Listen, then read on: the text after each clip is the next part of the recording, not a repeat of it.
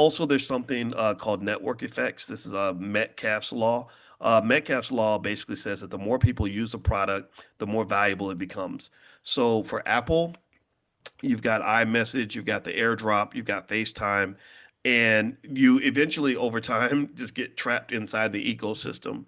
So what I noticed is that a lot of these tech companies, they're trying to build these walled gardens, these ecosystems. Microsoft has an ecosystem. They've got their own little like Microsoft Teams, and they got their own email stuff going on. They got their own search engine, stuff like that. And then Apple has an ecosystem. Google has an ecosystem. So a lot of these companies, their goal is to get you into their walled garden, get you into their ecosystem. And Apple's done a really good job of getting people into their ecosystem.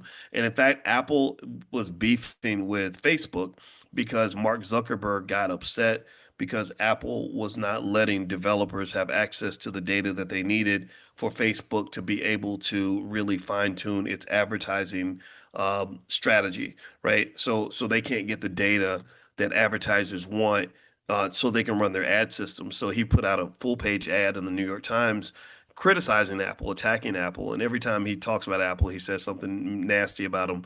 Like he'll say, they haven't innovated anything since Steve Jobs was alive, which is actually true.